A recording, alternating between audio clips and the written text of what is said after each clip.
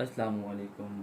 आज का हमारा टॉपिक है sickle cell anaemia. Sickle cell anaemia क्या होता है? जनरली आपको तो पता होगा, सिकल सेल के अंदर उसकी शेप सिकल्ड हो जाती है, मतलब उसकी शेप जो धातरी टाइप हो जाती है। लेकिन क्यों होती है और उसकी रिस्क फैक्टर्स क्या है और उसकी वजह क्या है, मतलब उसकी वजह से क्यों क्या क्या होती है, उसके कॉजेज, उसकी सिम्टम्स क्या है, उसकी इन्वेस्टिगेशन डिटेल में अभी इस टॉपिक में पढ़ेंगे सिकल सेल एनीमिया के अंदर। तो फर्स्ट ऑफ ऑल आपको जनरली बता दूं कि सिकल सेल एनीमिया में होता क्या है। ये आपके एच बी जो हीमोग्लोबिन है, हीमोग्लोबिन का डिसऑर्डर है। हीमोग्लोबिन के अंदर बीटा दो हीमोग्लोबिन है।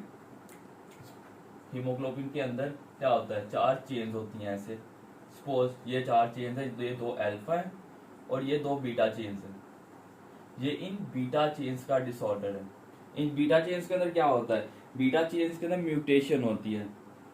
सपोज ये आपकी एक बीटा चेन ले लीजिए। बीटा चेन जो प्रोटीन है ये अमाइनो एसिड से बनी हुई है, अमाइनो एसिड से बनी हुई, ठीक है। इसके ऊपर क्या होता है कि इसकी जो 6 नंबर अमाइनो एसिड है, सपोज ये अमाइनो एसिड लगे हुए प्रोटीन है ना, तो इसके 6 नंबर जो अमाइनो एसिड यहाँ पे लगा होगा, एक प्रोटीन लगी होती है आपका ग्लूटामिक एसिड लगा होता है, ग्लूटामिक एसिड लगा होता है। ये नॉर्मली होता है ग्लूटामिक एसिड, यहाँ पे 6 पोजीशन भी होता है यहाँ पे। सिकल सेल एनीमिया के अंदर क्या होगा, ग्लूटामिक एसिड जो है वो रिप्लेस हो जाएगा। ये ग्लूटामिक एसिड जो है रिप्लेस हो जाएगा वेलिन के साथ, वेलिन के साथ रिप्लेस हो जाएगा। तो क्या होगा, यहाँ पे ग्लूटामिक एसिड की जगह वेलिन लग जाएगी। यहाँ पे 6 पोजीशन के ऊपर ग्लूटामिक एसिड की जगह यहाँ पे अब क्या होगा, यहाँ पे वेलिन होगी। स्ट्रक्चर चेंज हो गया, लेकिन स्टिल ये बीटा चेन ही है। लेकिन इसके स्ट्रक्चर चेंज होने की वजह से, बीटा चेन चेंज होने की वजह से जो हीमोग्लोबिन है उसका अपना, मतलब आरबीसी का अपना जो स्ट्रक्चर है वो चेंज हो जाएगा। आरबीसी का नॉर्मल शेप ये होती है ना ऑलमोस्ट, इसमें क्या होगा, मून शेप बन जाएगा, मतलब आपके सिकल शेप जिस तरह दातरी होती है वैसे हो जाएगा। जो कटर्स नहीं होते ऐसे मून शेप कटर्स होते हैं, वैसी हो जाएगी। इस कटर को माइंड में रखना है कि इसके दो एजेस हैं, शार्प एजेस है, कहीं पर चुभेगा तो वहीं पर अटक जाएगा। इसको यहाँ पे ना कंसेप्ट में याद रखना है। सिकल सेल एनीमिया के अंदर ये चीज होती है कि एजेस जो है जहां से गुजरेंगे वहां पे स्टक हो जाएंगे, स्टक हो जाएगा और ब्लॉकेज होगी। अब जो भी आगे सिस्टम इन्वॉल्व होगा उसके अंदर एक ही चीज होनी है, ब्लॉकेज। सिकल सेल एनीमिया के अंदर एक ही चीज होगी, ब्लॉकेज। हिमोलिसिस भी होती है, हिमोलिसिस होती है, लेकिन जो मेन है, जो मेन जो रिस्क फैक्टर जो ज्यादा हार्मफुल है वो स्टक होना है, मतलब ब्लॉकेज करना है। तो ये तो था आपका जस्ट जनरल व्यू के आपकी सिकल सेल एनीमिया के अंदर होता क्या है कि सेल की शेप सिर्फ चेंज हो जाती है, नॉर्मल शेप से सिकल शेप में कन्वर्ट हो जाती है। इसको सिकल शेप कहते हैं, इसलिए इसको सिकल सेल एनीमिया कहते हैं। अब जनरली इसका बता दूं कि ये ऑटोसोमल रिसेसिव डिजीज है। ये ऑटोसोमल रिसेसिव डिजीज ऐसी चीज बताने का फायदा ये होता है कि ये आपकी जो प्लेब का यूएसएमएलए का एग्जाम है उसके अंदर ये चीजें पूछी जाती हैं, ज्यादातर कॉमनली पूछी जाती है कि डिजीज की मेन कॉज क्या है, उसका ओरिजिन क्या है, क्यों हो रही है ऐसी डिजीजेस, म्यूटेशन क्यों हुई, ऐसी चीज होती है। लेकिन जहां पे हमने सिर्फ यही चीज याद रखनी है, ऑटोसोमल रिसेसिव डिजीज है। ऑटोसोमल रिसेसिव डिजीज है, ऑटोसोमल रिसेसिव डिजीज है। और जो इसके अंदर म्यूटेशन हुई है, म्यूटेशन याद रखनी है आपने, इसमें पॉइंट म्यूटेशन होती है।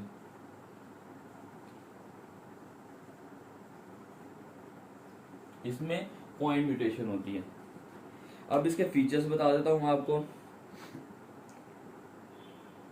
फीचर्स क्या होंगे इसके अंदर,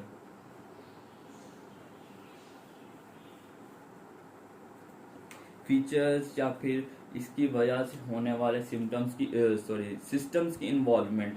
फीचर्स क्या होंगे, फर्स्ट ऑफ ऑल आपका जो आपके सेल को आपकी बॉडी के अंदर रिकॉग्नाइज करने वाला जो ऑर्गन होता है वो आपका स्प्लीन होता है। स्प्लीन ने कोई भी चेंज हो, कोई भी डैमेज आरबीसीज हो, उनको इंगल्फ करना है, उसको फैगोसाइटोज करना है। तो फर्स्ट ऑफ ऑल आपने स्टार्ट स्प्लीन से ही लेना है। स्प्लीन के सिम्टम्स क्या होंगे, सिस्टम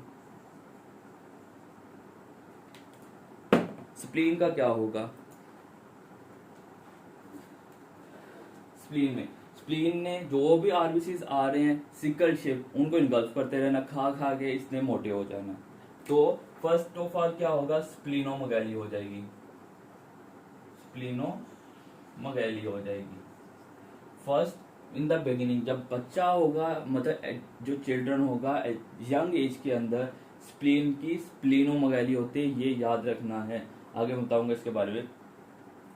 तो स्प्लीनोमेगाली होगी, लेकिन जैसे जैसे वक्त गुजरता जाएगा, मैंने आपको बताया था ये स्टक होते हैं, तो जो स्प्लीन है इसकी अपनी कैपिलरीज, जो अपनी वेसल्स है, उनके अंदर से भी तो ब्लड ने गुजरना है। अगर वहां पे ये सिकल सेल गुजरा, वहां पे अटक जाएगा, स्टक हो जाएगा, ब्लॉकेज कॉज करेगा। इसकी अपनी ही कैपिलरीज की नेक्रोसिस स्टार्ट हो जाएगी ब्लॉकेज की वजह से। जब नेक्रोसिस होगी, स्प्लीन जो है वो अच्छी खासी हेल्दी जो थी वो श्रिंक होने लग जाएगी, डिजनरेशन होने लग जाएगी, उसको बोलते हैं ऑटोस्प्लीनेक्टमी।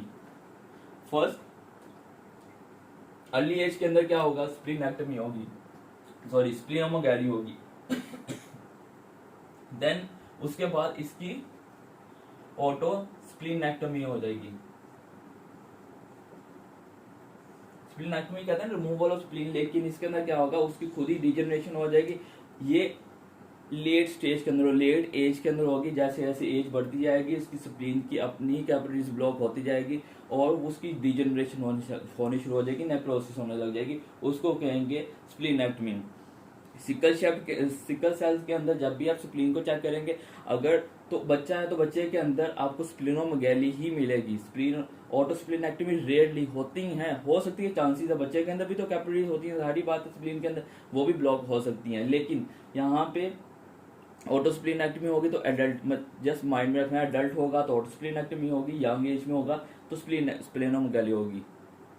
ये थे स्प्लीन के सिम्टम्स, जस्ट जनरल के स्प्लीनोमेगाली होगी तो ऑटोस्प्लीनेक्टमी होगी। अब आपने हेड से स्टार्ट करना है, lower the body towards the body start कर लेना, ऐसे याद रख लेना, वरना आप अपनी अकॉर्डिंग जिस तरह आप कंसेप्ट बनाना चाहे तो आप बना लें।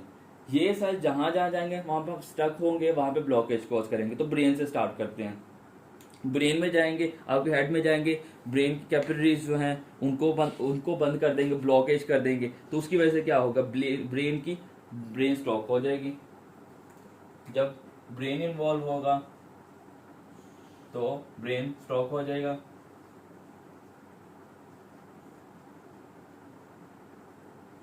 ब्रेन स्ट्रोक हो जाएगा। आइज की तरफ आ जाओ, आंखों की कैपिलरीज, तो रेटिनाइटिस हो सकता है, सॉरी रेटिनाइटिस नहीं होगा, रेटिनोपैथी होगा, वो तो इन्फेक्शन है, रेटिनोपैथी होगा। आइज इन्वॉल्व होंगी, रेटिनोपैथी हो जाएगी। इवन के इस पेशेंट की आईसाइट लॉस हो जाएगी, विजन लॉस हो जाएगी। आइज के बाद स्किन की तरफ आ जाते हैं। फर्स्ट ऑफ ऑल फेस के ऊपर या ना स्किन के ऊपर आ जाते हैं। स्किन को जाने वाली ब्लड फ्लो उनके अंदर भी स्टक हो जाएंगे, नेक्रोसिस होगी, वहां पे अल्सर्स बन जाएंगे, तो स्किन अल्सर्स। अब स्किन के बाद नीचे आते हैं, हार्ट की तरफ आ जाते हैं, दिल की तरफ आ जाते हैं। हार्ट में क्या सिम्टम्स होंगे, हार्ट की कोरोनरी आर्टरीज ब्लॉक हो जाएंगी, एंजाइना हो सकता है, होता नहीं है एंजाइना, पेशेंट को डायरेक्ट एमआई ही होता है इसके अंदर, एंजाइना हो सकता है, एंजाइना के बाद एमआई, डायरेक्ट इसके अंदर एमआई ही होगा, ब्लॉकेज ही इतनी ज्यादा हो जाती है, एमआई हो सकता है, मायोकार्डियल इंफार्क्शन। हार्ट के बाद साथ ही उसके लंग्स पड़े हैं, लंग्स की कैपिलरीज भी तो हैं, तो लंग्स इन्वॉल्व होंगे। जब लंग्स इन्वॉल्व होंगे, लंग की ब्लॉकेज हो जाएगी, तो उसको कहेंगे हम स्वेयर चेस्ट सिंड्रोम। जब लंग्स इन्वॉल्व होंगे तो उसको कहेंगे स्वेयर चेस्ट सिंड्रोम। सभी हर जगह पे आर्टरीज कैपिलरीज ब्लॉक हो रही हैं, ब्लड की सर्कुलेशन ही ब्लॉक कर रही है, एनीमिया, जहां सिकल सेल जहां जहां जाएंगे। लंग्स के साथ ही लीवर में आ जाए, तो अब ये सिकल सेल्स हैं। अब दो सपोज कर लो 10-15 लोग इकट्ठे भाग रहे हैं, एक बंदा कहीं पर उनके सेंटर में ही कहीं पे रुक गया, बाकी पीछे आने वालों ने तो उसको धक्का मारना है, उसके ऊपर से गुजर जाना है। पाकिस्तान में हम कॉमनली हर जगह पे यही चीज करते हैं ना, कि ज्यादा सारे लोग जा रहे, जो आगे वाला गया, जो गिर गया, रुक गया, उसको मसल के चले जाना है, उस बेचारे की तो शामत आ गई ना। इसी तरीके से इसके अंदर कैपिलरीज के अंदर जहां पे भी सिकल सेल स्टक हो गया, बाकी सेल्स ने तो उसको टक्कर मारनी है, आके उसको मार मार के उसकी ब्रेक डाउन कर देंगे। हीमोलाइसिस हो जाएगी, ब्लड आरबीसी जो टूट जाएंगे तो हीमोलाइसिस हो जाएगी। हीमोलाइसिस, हीमोलाइसिस जो भी आप पढ़ना चाहें, हीमोलाइसिस हो जाएगी। अब नीचे ही गाल ब्लैडर पड़ा है, जो हीमो ब्रेक डाउन हुई, ब्रेक डाउन से बिलिरुबिन निकला है, बिलिरुबिन बिलिरुबिन निकला है, बिलिरुबिन का लेवल बॉडी के अंदर ज्यादा हो जाएगा, उसकी वजह से क्या जॉन्डिस हो जाएगा, जॉन्डिस हो जाएगा। हाई बिलिरुबिन लेवल जो है, बिलिरुबिन आपके गाल ब्लैडर के अंदर एक्यूमुलेट होने लग जाएगा, उसकी वजह से गाल ब्लैडर स्टोन्स हो जाएंगे, गाल स्टोन्स हो जाएंगे। ये सारे रिस्क फैक्टर्स हैं कि ये हो सकते हैं, लाजमी नहीं कि सारे सिम्टम्स एक ही पेशेंट के अंदर हों। गाल स्टोन्स हो सकते हैं, गाल स्टोन्स के बाद नीचे आते हैं, आपकी किडनी की तरफ आ जाते हैं, रेनल सिस्टम की तरफ। रेनल सिस्टम, रेनल सिस्टम में क्या होगा, आपकी जो किडनी है उसके दो पार्ट्स हैं। ये सपोज आपकी एक किडनी है, इसका ये सपोज मैं दो पार्ट कर ली, ये कॉर्टेक्स है और ये वाला मेडुला है। मेडुला के अंदर ये पिरामिड्स है। पिरामिड्स बनाने का मकसद ये जहाँ पे दो डिजीज होंगी, आप दो चीजें होंगी। सपोज ये पिरामिड्स हैं, ये मेडुला है, कॉर्टेक्स है। कॉर्टेक्स की सप्लाई 90% ब्लड सप्लाई कॉर्टेक्स को होती है, जो रेनल की सप्लाई होती है 10% सप्लाई होती है मेडुला को। बताने का ये मकसद था कि उसको ऑलरेडी 10% ही सप्लाई हो रही है, अगर वो भी रुक जाएगी तो उसकी तो फौरन नेक्रोसिस हो जाएगी। तो रेनल के अंदर क्या होगा, मेडुला की नेक्रोसिस हो जाएगी, renal medullary necrosis.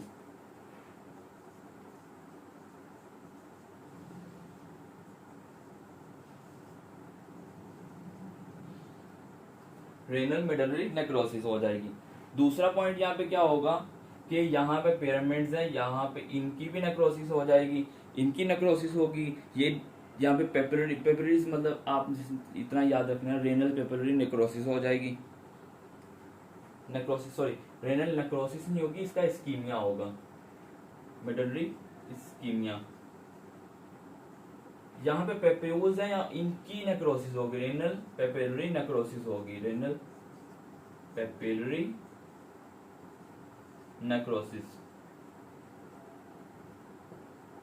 Renal papillary necrosis. अब रेनल मेडुला से रिलेटेड मैं आपको जस्ट ब्रीफली कुछ डीडीज हैं वो बताता हूँ, क्योंकि इसके अंदर भी क्या होगा, किडनी इन्वॉल्व है, तो किडनी का जब भी इन्वॉल्वमेंट होती है ज्यादातर हेमाचूरिया होता है। हेमाचूरिया के सिम्टम होते हैं और किडनी की पेन होती है, सडन सडन फ्लैंक पेन हो और साथ में हेमाचूरिया हो, तो आपने लाजमी सोचना है, कुछ चीजें सोचनी है। फर्स्ट ऑफ ऑल तो आपने सोचना है ना कि रेनल इस्कीमिया है। रेनल इस्कीमिया की अगर हिस्ट्री आपको पता तो आपने सोचना है renal ischaemia due to sickle cell है, लेकिन रेनल इस्कीमिया की जो है कॉजेज मतलब आपको सडन फ्लैंक पेन है और साथ में आपको हेमाचूरिया, तो उसकी कॉजेज डीडीज बता देता हूँ। डिफरेंशियल डायग्नोसिस डीडीज होगी, flank pain plus haematuria. Haematuria मतलब यूरिन के अंदर ब्लड आना, हेमाचूरिया। डीडीज में फर्स्ट ऑफ ऑल तो आपकी आ गई सिकल सेल एनीमिया, ही आ गई, सिकल सेल एनीमिया ही आ जाता है। दूसरा क्या होगा, आपकी हेपेटिक वेन जो है उसकी ब्लॉकेज हो जाएगी।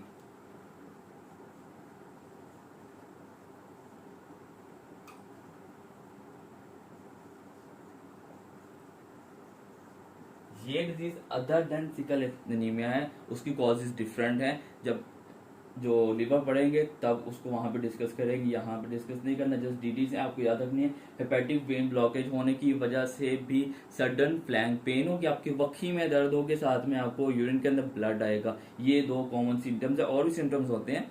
यहाँ पे इतना याद रखना है कि हेपेटिक वेन ब्लॉकेज होगी, उसके साथ आपको थ्रोम्बोसिस,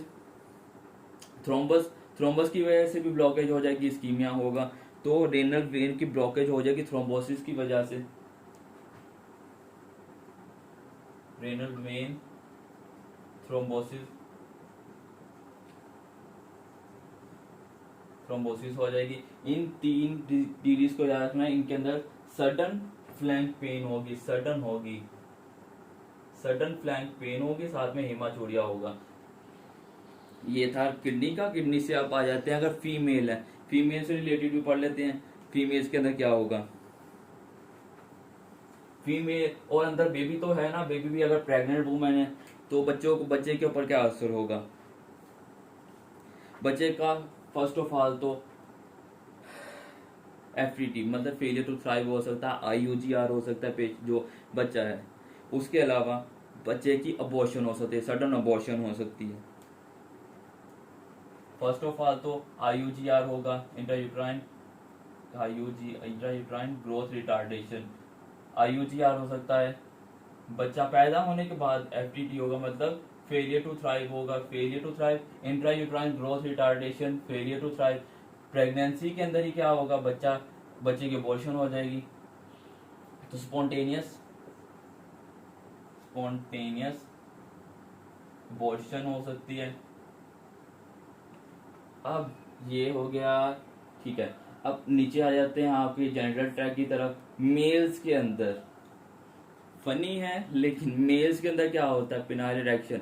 अगर इन पेशेंट की पिनाइल इरेक्शन हुई और उनके अंदर sickle cell anaemia sickle cell के चले गए तो बाबा वो तो क्या, ये इमरजेंसी कंडीशन होनी। इसमें क्या होना है? जब सिकल सेल चलेंगे, ब्लॉकेज कर दिए, जो ब्लड अंदर गया वो अंदर रह जाएगा, एक्सचेंज नहीं होगा, इरेक्शन रहेगी। 3-4 घंटे तक इरेक्शन रहती है कॉन्टिन्यूसली, इतने लंबे अरसे तक। एक तो इरेक्शन, दूसरा सेकंड क्या होगा? ब्लड एक्सचेंज नहीं हो रहा, ऑक्सीजनेटेड ब्लड नहीं जा रहा, उसके सेल्स की जो है डेथ होना शुरू हो जाएगी, नेक्रोसिस होना शुरू हो जाएगी, डीजनरेशन होना शुरू हो जाएगी, मसल्स डैमेज होने लग जाएंगे। तो वो तो गया।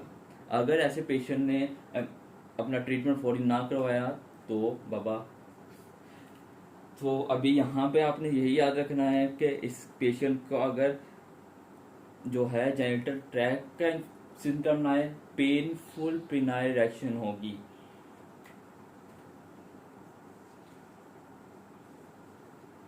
पेनफुल रिएक्शन होगी। फर्स्ट ऑफ ऑल तो जनरली अगर फन में बात की जाए तो बड़ा खुश होना है, वाह। लेकिन उसके बाद क्या होगा? जब रिएक्शन खत्म नहीं होना है तो पेन स्टार्ट हो जाएगी और स्वेयर पेन होगी और डिजनरेशन की तरफ चले जाएगा। इसकी इमरजेंसी कंडीशन है, इसमें सडन मतलब सर्जरी के थ्रू जो ब्लड है उसको ड्रेन करना पड़ता है। इसकी डिटेल में नहीं जाना, तो सिम्टम्स काउंट कर लेता हूँ मैं अपने। हेड के, आईज, आपका लंग्स, स्किन हो गया, और हैंड्स के फिंगर्स टैगिंग है। फिंगर्स के अंदर आपको अगर मैंने बताया था, मैं इसमें नहीं बताया था, सॉरी। फिंगर्स के अंदर ब्लड फ्लो जो है सर्कुलेट नहीं करेगा, फिंगर्स जो पॉलीडैक्टिली डैक्टिलाइटस हो जाएगा, डैक्टिलाइटस हो जाएगा। फिंगर्स, आपके लंग्स, लिवर और उसके बाद किडनी हो गया, आपका जेनिटल ट्रैक हो गया, ब्लैडर हो गया, लिवर हो गया, और कौन सा रह गया है? और दो चीज़ें इंपॉर्टेंट चीज़ें, दो अच्छा हो गया सेपरेटली हैं। तो ये दो चीज़ें लाजमी याद रखनी है।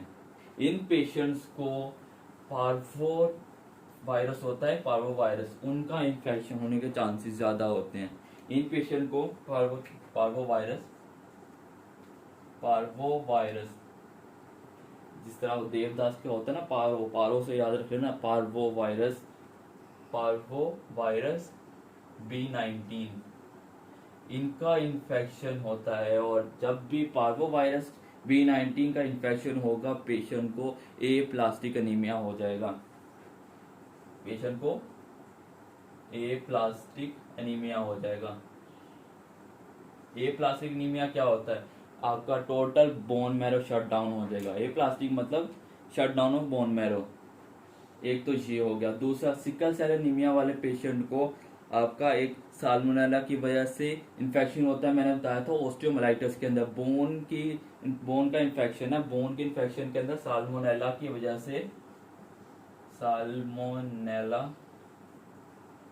से ऑस्टियोमाइलाइटिस इसके रिस्क फैक्टर्स रिस्क बढ़ जाता है। मतलब ऑस्टियोमाइलाइटिस के कॉजेज के अंदर सिकल सेल एनीमिया बताया था, उसके रिस्क फैक्टर्स बढ़ जाते हैं अगर पेशेंट को सिकल सेल एनीमिया हो तो। ये थे इन्वॉल्वमेंट्स आपके सिस्टम वाइज। अब इसकी इन्वेस्टिगेशन ईजी है।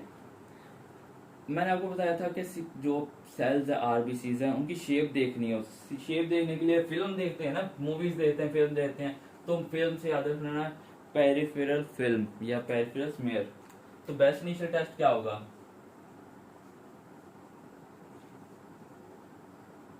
Peripheral film. पेरिफेरल फिल्म के अंदर क्या मिलेगा आपको मिलेंगे इसके अंदर, पेरिफेरल फिल्म के अंदर आपको मिलेंगे न्यूक्लिएटेड रेड सेल्स मिलेंगे। जस्ट नाम याद रख लेना और डिटेल में जानने की जरूरत नहीं है। न्यूक्लिएटेड रेड सेल्स मिलेंगे। इन पेशेंट्स के अंदर हेमोलिसिस जो मैंने आपको बताया था बहुत ज्यादा स्वेयर नहीं होता है, हो सकता है क्योंकि कुछ सेल्स टूट रहे हैं तो हेमोलिसिस माइल्ड होगा और गाल ब्लैडर जो मैं बताया था बिलिरुबिन की वजह से, तो उसके चांसेस भी कम हैं। इसके अलावा आपका मोस्ट एक्यूरेट टेस्ट जो है, और एक आपका इंपॉर्टेंट पॉइंट रह गया है, ये आरबीसी जो हैं जब आपको फीमोरल हेड है जो, सपोज एक मैं ये पूरी सी आपकी बना लगा हूं, ये आपका सपोज पेल्विक बना हुआ है, इसके अंदर यहाँ पे ये आपका फीमर है, फीमर का हेड है, यहाँ पे ग्रोथ प्लेट होती है, ये सपोज ग्रोथ प्लेट है। ग्रोथ प्लेट को अगर ब्लड सप्लाई जो है ब्लॉकेज हो जाए तो फीमर का ये हेड है, इसकी नेक्रोसिस हो जाएगी, तो femoral head necrosis, femoral head necrosis हो जाएगी। फीमोरल हेड नेक्रोसिस हो जाएगी। तो अभी थे इन्वेस्टिगेशन की तरफ, इन्वेस्टिगेशन कर रहे थे मोस्ट एक्यूरेट टेस्ट। इसके अंदर मोस्ट एक्यूरेट टेस्ट होगा आपका इलेक्ट्रोफोरेसिस।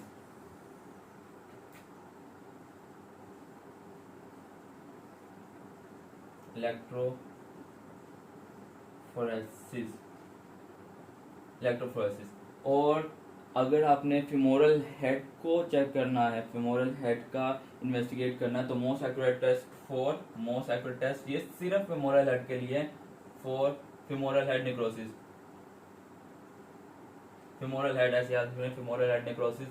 तो जब भी आपने 10 डिटेल्स याद रख लें, इसका मोस्ट एक्यूरेट टेस्ट है एमआर।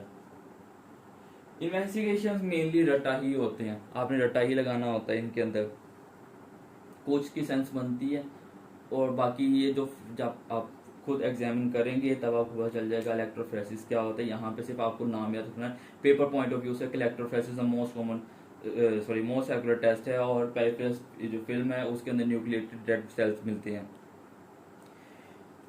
और इसके अलावा आप सीबीसी करवाएंगे,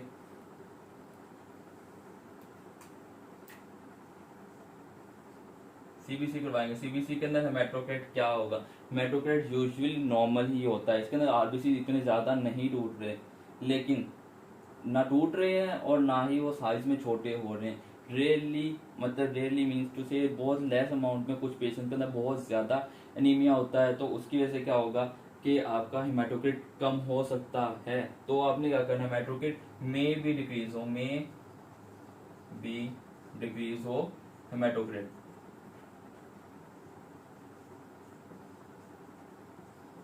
आपका हेमेटोक्राइट में भी कम हो सकता है। और इसके अलावा आप वाइट ब्लड सेल्स चेक करेंगे, आपके वाइट ब्लड सेल्स और प्लेटलेट्स ये दोनों ज्यादा होंगे, वाइट ब्लड सेल्स भी ज्यादा होंगे, प्लेटलेट काउंट ये भी ज्यादा होगी। और इसके अंदर एक इम्पोर्टेंट पॉइंट है, वो ये है कि इसके अंदर हॉवल जॉली, आउल से हॉवल याद कर लेना, जॉली से जॉली याद रख लेना, हॉवल जॉली बॉडीज मिलेंगी, यह सीबीसी के अंदर ही है। और ये तब मिलेंगी जब पेशेंट को ऑटोस्प्लीनेक्टमी होगी, मतलब एडल्ट्स के अंदर ही आपको ज्यादातर मिलेगी। ज्यादातर मेरा कहने का मतलब है कि बच्चों के अंदर भी हो सकती है अगर स्प्लीन। और एक पॉइंट याद रखना, इस पेशेंट के अंदर पहले स्प्लीन बड़ी होगी फिर छोटी होगी, ऐसे की पॉइंट्स के साथ याद रख लेना सिकल सेल को, क्योंकि डायरेक्टली आपको हलवा तो नहीं बना के दिया जाएगा कि सिकल सेल एनीमिया है और ये सिनेरियो है अब आप पिक करो। कि कौन सी डिजीज है, आपको मिक्स करके दूसरी किसी डिजीज के सिम्टम्स के साथ पूछा जा सकता है। स्प्लीनोमेगैली की तो बहुत सारी वजह हैं, औरत किसी के अंदर स्प्लीनोमेगैली हो जाती है, लेकिन स्प्लीनोमेगैली फर्स्ट हुई है, उसके बाद ऑटोस्प्लीनेक्टमी आपको क्लियरली दिख जाएगा कि सिकल सेल एनीमिया है। तो अभी आपको ऑटोस्प्लीनेक्टमी का बता रहा था, ऑटोस्प्लीनेक्टमी क्या होगी, इसके अंदर फाइंडिंग्स मिलेंगी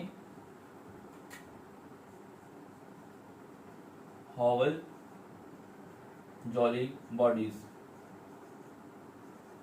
और टारगेटेड सेल्स।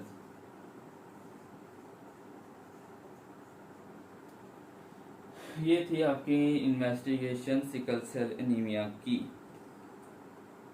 अब ट्रीटमेंट क्या होगा, जब भी हिमोलिसिस होगी, हिम्मत अनीमिया, जिस पेशेंट को अनीमिया होगा, आपने लाजमी रूल आउट करना है दूसरी डिजीज को, डिजीज जिसकी वजह से अनीमिया हो रहा है, रूल आउट करने के बाद उसको अकॉर्डिंग तो ट्रीट करना ही है, लेकिन आप हर अनीमिया वाले पेशेंट को रेकमेंड करोगे फॉलिक एसिड। अभी ट्रीटमेंट कर रहे हैं तो फॉलिक एसिड हर पेशेंट को रेकमेंड करना है 1 mg per day, 1 milligram per day आपने रेकमेंड करना है। अब एक पॉइंट आपको बता दूं कि ये बीटा सेल्स की डिजीज है। बीटा सेल्स जब बच्चा 6 माह का हो जाता है तब बॉडी के अंदर बनते हैं, तो पहले 6 महीने तक बच्चे को कोई सिम्टम्स नहीं आएंगे। फर्स्ट 6 मंथ जो है, पैदाइश से लेके फर्स्ट 6 मंथ जो है, उसके अंदर ये पेशेंट एसिम्प्टोमेटिक रहेगा। एसिम्प्टोमेटिक रहेगा क्यों? बच्चों के अंदर बीटा चेंज नहीं होती, उनके अंदर गामा चेंज होती हैं, फीटल हीमोग्लोबिन के अंदर गामा चेंज होती हैं।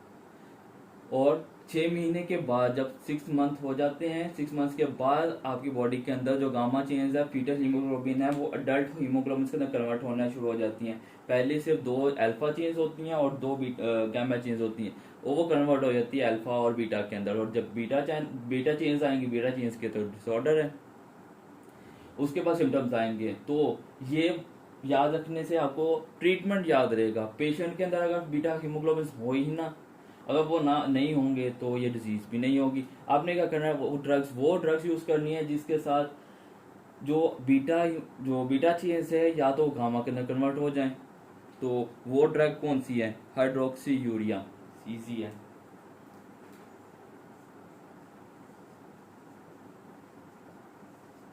हाइड्रोक्सी यूरिया आपकी बॉडी के अंदर फीटल हीमोग्लोबिन लेवल बढ़ा देती है। वैसे तो नॉर्मली पेशेंट्स के अंदर होता है, लेकिन less than 1% foetal haemoglobin HbF होता है। ये क्या करते हैं, उसको ज्यादा कर देती है। इसके अलावा ये सारा सपोर्टिव है आपका। यहाँ पे जो म्यूटेशन है, म्यूटेशन को तो कुछ नहीं कर सकते, आप सिर्फ उसके सिम्टम्स को कवर कर रहे हैं, एनीमिया को कम कर रहे हैं। इसके अलावा आप ओमेगा 3 फैटी एसिड दे सकते हैं, ओमेगा 3 फैटी एसिड्स देंगे, ओमेगा 3 फैटी एसिड देंगे। और आप क्या करेंगे, इसके अंदर आप बाहर से एक्सोजीनियसली ग्लूटामीन दे सकते हैं।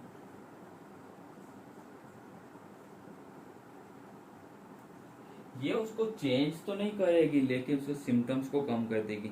ये क्या करेगी, इसकी वजह से जो ज्यादातर सेल्स बन रहे हैं अनीमिया वाले, उनकी जो सिकलिंग है वो खत्म हो जाएगी। तो आपके ज्यादातर जो बहुत स्वेयर कंडीशन नहीं है, लेसली जो सिकल सेल्स है, माइल्ड सिकल सेल एनीमिया है, उनके अंदर ये क्या करेगी, सिकलिंग को खत्म कर देगी। आपकी कैपिलरीज की जो ज्यादातर ब्लॉकेज हो रही है, ज्यादातर सिम्टम ही ब्लॉकेज की वजह से रहे हैं, वो रिड्यूस हो जाएंगे। तो आपकी बॉडी के अंदर जो कैपिलरी की ओक्लूजन है वो खत्म हो जाएगी, कम हो जाएगी। खत्म तो नहीं बिल्कुल भी होगी, लेकिन कम हो जाएगी। लेकिन अगर माइल्ड डिसऑर्डर है तो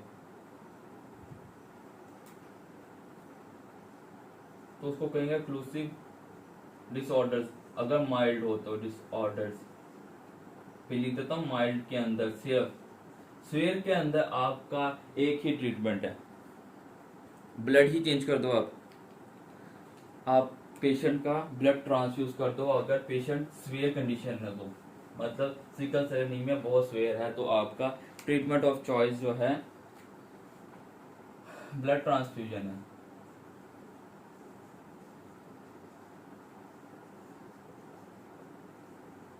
ब्लड ट्रांसफ्यूजन जब पेशेंट की सिकलिंग जो है, सिकल सेल है, वो आपका स्वेयर हो जाएगी। इसके अलावा क्या करेंगे,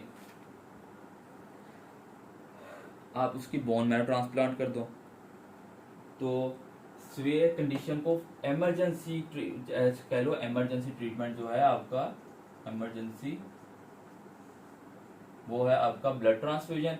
और treatment of choice, treatment of choice मतलब परमानेंट ट्रीटमेंट जो है, बोन मैरो ट्रांसप्लांट।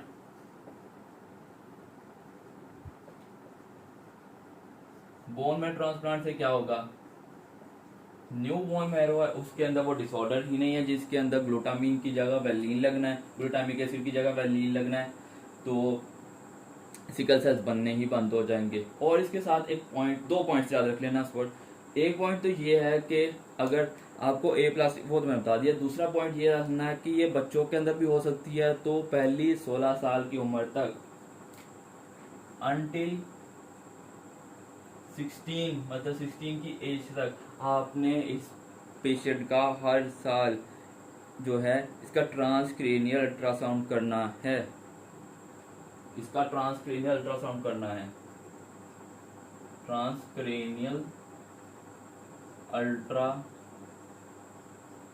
साउंड करना है। इससे फाइंड आउट करना है कि उसको ब्रेन का इस्कीमिया होने के, ब्रेन के स्ट्रोक होने के चांसेस तो नहीं है, अगर हैं तो उसके अकॉर्डिंग उस टाइम ट्रीट कर देना। ये था आपका सिकल सेल एनीमिया। अगर किसी को किसी भी पॉइंट के ऊपर डाउट है, किसी चीज़ के बारे में कोई क्वेश्चन करना है according to sickle cell anaemia, तो आप कमेंट करके मुझे बता दीजिएगा, मैं आपको आंसर दे दूंगा उसका। अगर कहीं से कोई कंफ्यूजन है, कोई मिस पॉइंट है, कोई एडिशन करवाना चाहें तो आप हेल्प कर सकते हैं। वैसे तो जो मैंने आपको बता दिया है वो मोर देन इनफ है, इतना ज़्यादा नहीं पूछा जाता, इतनी ज़्यादा डिटेल नहीं पूछी जाती। ज़्यादातर आपसे किसके बारे में पूछ लिया जाएगा, आपके पेशेंट को पार्वो वायरस का इन्फेक्शन हुआ है, या फिर आपको मैंने जैसा बताया था कि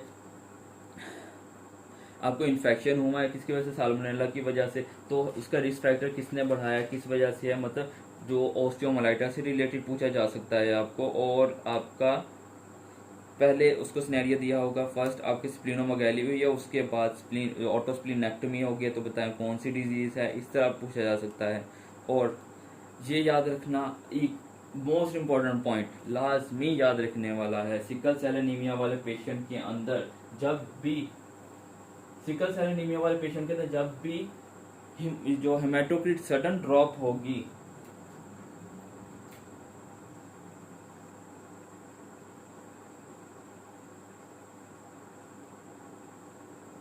जब भी सडन हेमाटोक्रिट ड्रॉप होगी, आपने लाजमी सोचना है, क्योंकि इसके अंदर अब खुद सोचे ना, एनीमिया के अंदर तो हेमाटोक्रिट नहीं कम होना चाहिए ना, उसकी शेप चेंज हो रही है। अगर कम होता भी है तो थोड़ा बहुत होता होगा, आहिस्ता आहिस्ता होता होगा। सपोज सडनली भी हो जाता है तो इतना ज्यादा नहीं होता कि हेमाटोक्रिट बहुत ज्यादा ड्रॉप कर जाए।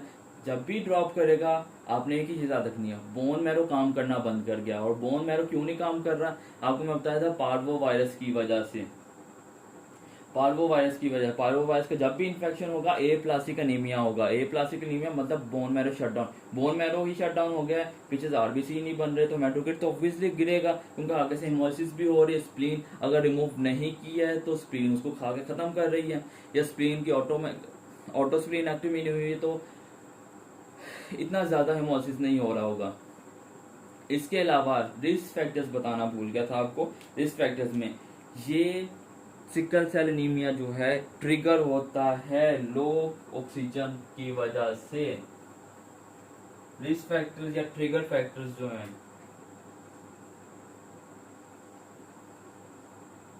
ट्रिगर फैक्टर इसका लो ऑक्सीजन एनवायरनमेंट है।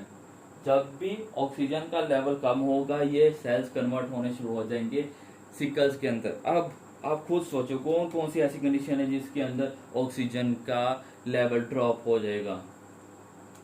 पेशेंट, सिकल सेल एनीमिया वाला पेशेंट जो है हाइकिंग पे गया है, ऊंचाई पे गया है, वहां पे ऑक्सीजन का पार्शियल प्रेशर, कार्बन डाइऑक्साइड का पार्शियल प्रेशर, केमिस्ट्री यहाँ पे डिस्कस नहीं करनी, बस इतना याद रखना। जैसे पहाड़ों पे जाएगा, ऑक्सीजन ड्रॉप हो जाएगी, सेल्स कन्वर्ट हो जाएंगे सिकल सेल एनीमिया के अंदर, और पेशेंट को वहाँ पे वो सारे सिम्टम्स आ सकते हैं जो मैं भी बताए हैं। दूसरा बंदा डीप सी, और थर्डली फांसी का फंदा दे देता है। ये तो अपना है ना एक्सटर्नल, कोई भी ऐसी कंडीशन जिस तरह धुएं वाली जगह पे चले गए, आग लगी हुई है, वहां पे चले गए आप बचाने के लिए हीरो बन के, लेकिन वहां पे क्या है और ड्रॉप, वो ऑक्सीजन वहां पर ड्रॉप हुई है, सिकलिंग हुई है, ब्रेन स्ट्रोक, खुद गिर गया।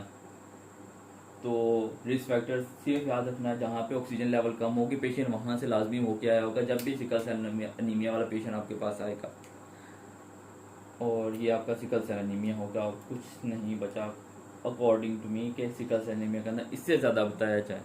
ट्रीटमेंट हो गया, इन्वेस्टिगेशन हो गई, सिम्टम्स इतने सारे सिम्टम्स आ दिए, रिस्क फैक्टर्स हो गए हैं, और इसका मैकेनिज्म भी बता दिया है।